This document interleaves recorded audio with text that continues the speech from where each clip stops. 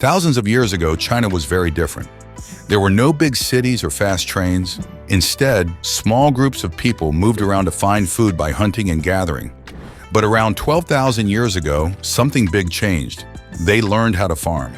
This was especially important near the Yellow River, sometimes called China's Mother River, because it provides good soil for growing crops. Farmers learned to plant millet, a kind of grain, and later rice and soybeans. Now they could grow their own food and stay in one place. Small groups turned into villages, and villages grew into the first towns in China. As towns got bigger, they needed leaders. The strongest families, probably those who controlled the best land and water, became the chiefs. These chiefs made rules, solved problems between people, and planned important projects for the town. People in ancient China also believed in the spirits of their ancestors and the power of nature. They held ceremonies and gave offerings, hoping to please the spirits and bring good luck. Chiefs were thought to be able to talk to the spirits, making them even more powerful. About 4,000 years ago, a new discovery changed Chinese history: bronze. It's a strong metal made by mixing copper and tin together. It was much better for making weapons like swords, spears, and armor. Armies with bronze weapons easily won battles. Leaders with lots of bronze became very powerful and conquered more land. But bronze wasn't only for fighting. Artists used it to make beautiful pots, bowls, and statues with animal designs. These were used in important ceremonies, and only the richest people could own them. Long before paper and pens, the ancient Chinese found a special way to talk to the spirits. They used oracle bones. These were animal bones, like from cows, or sometimes turtle shells. Special priests would ask important questions about the future, like if there would be enough food or if the king should go to war. They would write these questions on the bones and then heat them until they cracked. They believed the spirits made the cracks, and the shape of the cracks told them the answers. As they wrote questions on the bones, this helped create Chinese writing over time. Oracle bones give us a special look into the past so we can see how ancient Chinese people lived and what they believed in. Old Chinese stories tell about the Xia dynasty, maybe the very first rulers of China. Legend says a hero named Yu the Great became king by solving a huge problem. The Yellow River flooded a lot, destroying farms and villages. Yu was very smart and figured out how to build canals and dams to control the river. Even though we're not sure yet if the Xia dynasty was real, these stories show us two important things. Floods were a big problem that made life hard, and people wanted a strong leader who could protect them from danger. We know for sure that about 3,600 years ago, the Shang dynasty ruled China. How do we know? Because archaeologists, people who dig up old things, have found incredible stuff: ruined cities, palaces, and huge tombs. This tells us a lot about the Shang people. They were the best at making things with bronze. They made strong weapons and beautiful art. Shang kings were very rich and powerful. Their tombs were filled with treasures. And sadly, they even sacrificed people and animals, thinking they would join the king in the afterlife.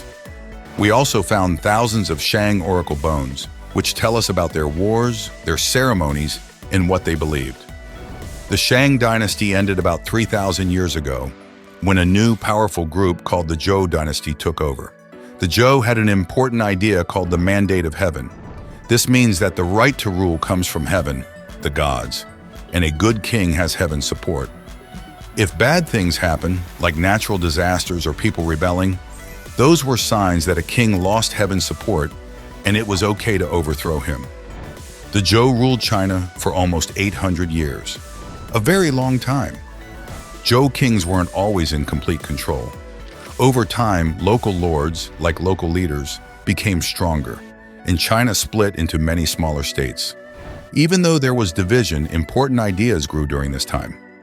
Famous thinkers like Confucius and Lao Tzu, who started Taoism, lived then.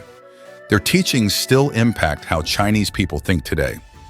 The end of the Zhou dynasty is called the Warring States period.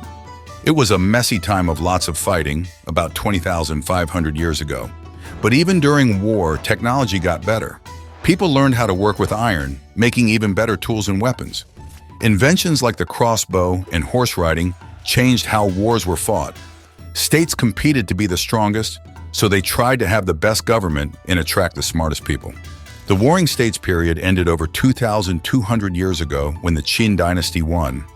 Qin Shi Huang became the first emperor of a united China. He made everyone use the same weights and measures, ways to weigh and measure things. He even made everyone write using the same system. This helped bring China together.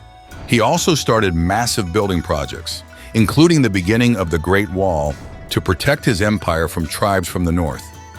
Emperor Qin Shi Huang is famous for his huge tomb with the terracotta army. Thousands of life-sized clay soldiers, horses, and chariots to guard him after death. The Qin dynasty didn't last long, but it changed China forever by starting the emperor system that lasted for the next 2,000 years. Around 2,200 years ago, the Qin dynasty fell, and a new one took its place, the Han dynasty. This was an amazing time in Chinese history.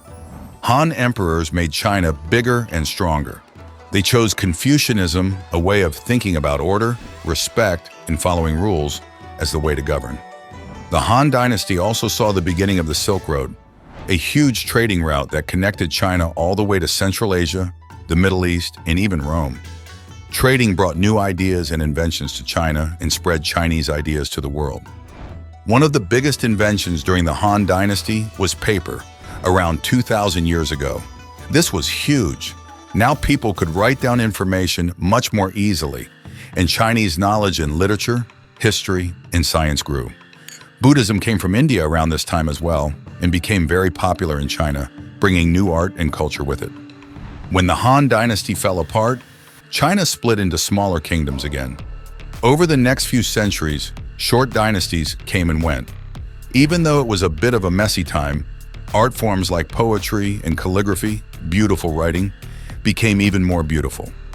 Buddhism kept spreading, and monasteries, where monks lived, became places of learning. About 1,400 years ago, after centuries of being divided, the Sui dynasty brought China back together. The Sui dynasty itself didn't last long, but they started big projects like the Grand Canal, a huge network of waterways. This helped move things around China, connecting the north and south. But the Sui dynasty was harsh on its people, and they eventually fell with a new group, the Tang dynasty, taking their place.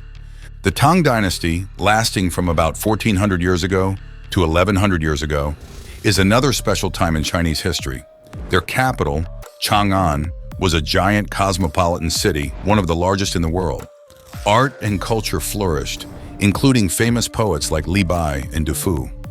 They also invented woodblock printing, making it way easier to copy books and spread knowledge.